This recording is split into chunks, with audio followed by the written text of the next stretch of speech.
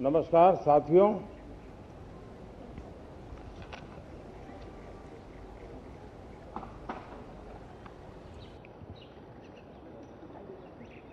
शीतकालीन सत्र है और माहौल भी शीत ही रहेगा।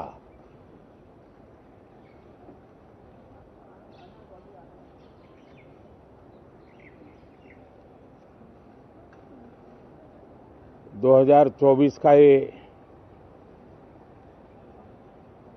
अंतिम कालखंड चल रहा है।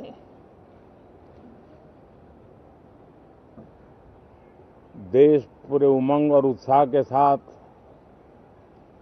2025 के स्वागत की तैयारी में भी लगा हुआ है। साथियों, संसद का ये सत्र अनेक प्रकार से विशेष है और सबसे बड़ी बात है हमारे संविधान के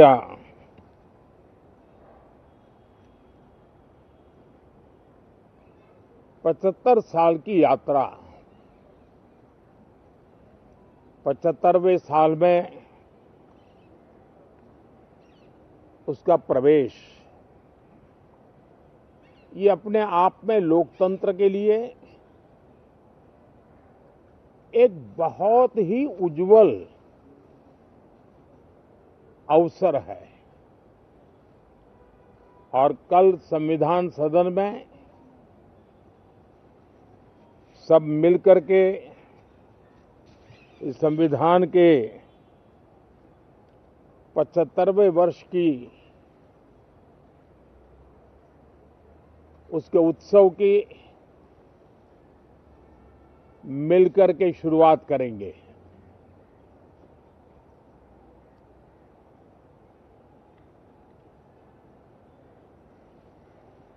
संविधान निर्माताओं ने संविधान निर्माण करते समय एक एक बिंदु पर बहुत विस्तार से बहस की है और तब जाकर के ऐसा उत्तम दस्तावेज हमें प्राप्त हुआ है। और उसकी एक महत्वपूर्ण इकाई है हमारी संसद। हमारे सांसद भी और हमारी संसद भी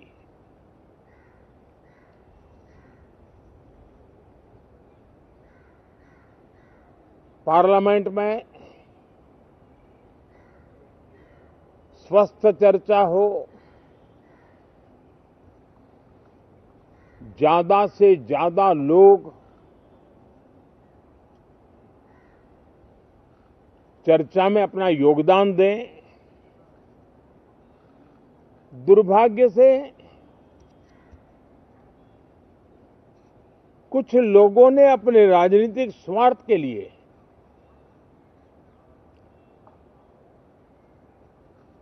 जिनको जनता ने अस्वीकार किया है, वे संसद को भी मुट्ठी भर लोगों के हुड़दंगबाजी से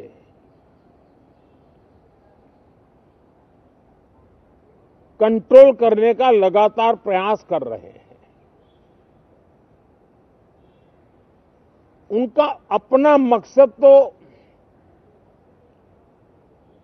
संसद की गतिविधि को रोकने से ज्यादा सफल नहीं होता है और देश की जनता उनके सारे व्यवहारों को काउंट करती है और जब समय आता है तो सजा भी देती है। लेकिन सबसे ज्यादा पीड़ा की बात यह है कि जो नए सांसद होते हैं, नए विचार, नई ऊर्जा लेकर के आते हैं और ये किसी एक दल में नहीं, सभी दल में आते हैं। उनके अधिकारों को कुछ लोग दबोच देते हैं। सदन में बोलने का उनको अवसर तक नहीं मिलता है। लोकतांत्रिक परंपरा में हर पीढ़ी का काम है आने वाली पीढ़ियों को तैयार करे, लेकिन 80-80, 90-90 बार जनता ने जिनको लगातार नकार दिया है, वे न संसद में चर्चा होने देते हैं, न लोकतंत्र की भावना का सम्मान करते हैं, न ही वह लोगों की आकांक्षाओं का कोई महत्व समझते हैं, उनका उसके प्रति कोई दायित्व है वो कोई समझ पाते हैं। और उसका परिणाम है वो जनता की उम्मीदों पर कभी भी खरे नहीं उतरते हैं और परिणाम स्वरूप जनता को बार बार उनको रिजेक्ट करना पड़ रहा है। साथियों, ये सदन लोकतंत्र की 2024 के पार्लियामेंट के चुनाव के बाद देश की जनता को अपने अपने राज्यों में कुछ स्थानों पर अपनी भावना, अपने विचार, अपनी अपेक्षाएं प्रकट करने का अवसर मिला है। उसमें भी 2024 के लोकसभा के चुनाव के नतीजों को और अधिक ताकत दी गई है राज्यों के द्वारा, और अधिक बल प्रदान किया गया है, और अधिक समर्थन का व्याप बढ़ा है। और लोकतंत्र की यह शर्त है कि हम जनता जनार्दन की भावनाओं का आदर करें, उनकी आशा अपेक्षाओं पर खरा उतरने के लिए दिन रात मेहनत करें। मैं बार बार खास करके विपक्ष के साथियों से आग्रह करता रहा हूं, और कुछ विपक्ष बहुत जिम्मेदारी से व्यवहार करते भी हैं। उनकी भी इच्छा रहती है कि सदन में सुचारू रूप से काम हो, लेकिन लगातार जिनको जनता ने नकार दिया है, वे अपने साथियों की बात को भी दबोच देते थे, उनकी भावनाओं का भी अनादर करते हैं, लोकतंत्र की भावनाओं का अनादर करते हैं। मैं आशा करता हूं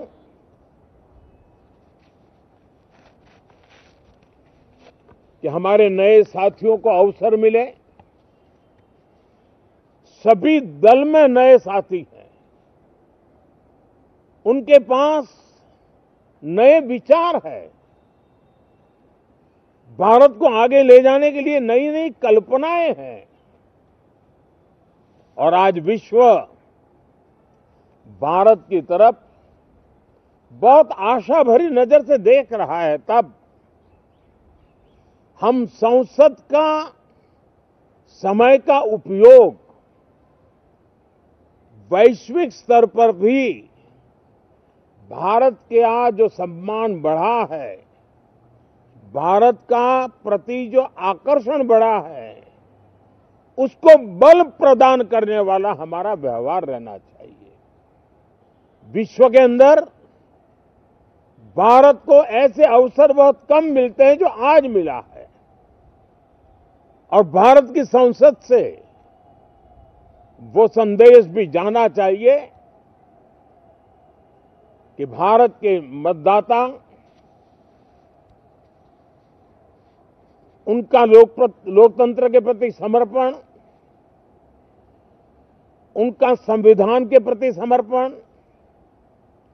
उनका संसदीय कार्य पद्धति पर विश्वास, संसद में बैठे हुए हम सबको जनता जनार्दन की इन भावनाओं पर खरा उतरना ही पड़ेगा। और समय की मांग है, हम अब तक जितना समय गंवा चुके हैं उसका थोड़ा पश्चाताप करें और उसका परिमार्जन करने का उपाय यही है कि हम बहुत ही तंदुरुस्त तरीके से हर विषय के अनेक पहलुओं को संसद भवन में हम उजागर करें। आने वाली पीढ़ियां भी पढ़ेगी उसको, उसमें से प्रेरणा लेगी।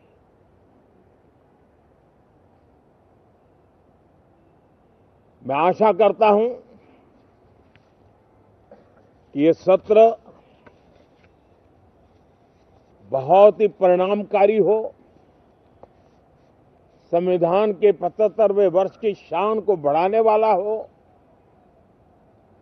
भारत की वैश्विक गरिमा को बल देने वाला हो, नए सांसदों को अवसर देने वाला हो, नए विचारों का स्वागत करने वाला हो। इसी भावना के साथ मैं फिर एक बार सभी माननीय सांसदों को उमंग और उत्साह के साथ इस सत्र को आगे बढ़ाने के लिए निमंत्रित करता हूं, स्वागत करता हूं। आप सब साथियों का भी बहुत बहुत धन्यवाद। नमस्कार।